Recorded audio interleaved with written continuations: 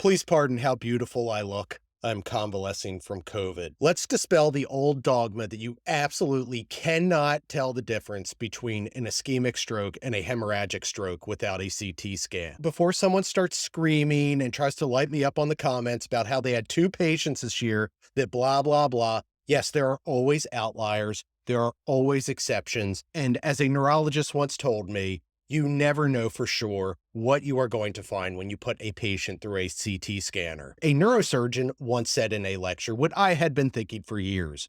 You can pretty accurately differentiate an ischemic stroke from a hemorrhagic stroke based on a good physical assessment and history taking without imaging. Ischemic strokes tend to be painless.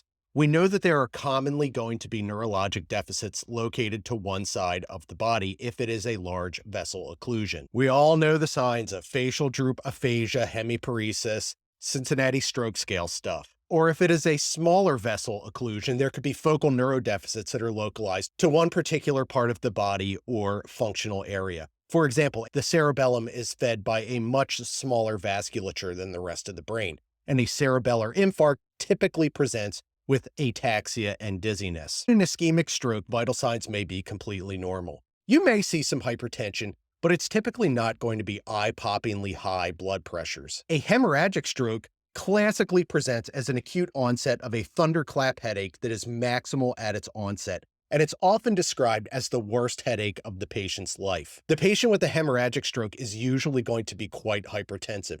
For me, those are the big alarm bells that make me think that the patient is having a hemorrhagic stroke. Neurosymptoms with a severe headache of acute onset and severe hypertension. The ischemic stroke patient typically is not going to present like that. Unequal pupils are uncommon in ischemic stroke. Unequal pupils suggest compression of the optic or oculomotor cranial nerves from something that isn't supposed to be in the cranial vault, occupying space, like blood. Other things that would point you to think a hemorrhagic stroke versus an ischemic stroke are more global and catastrophic symptoms like unconsciousness, and we can't forget the signs of increased intracranial pressure with imminent hypertension. The whole Cushing's triad, decreased mental status, hypertension, and bradycardia.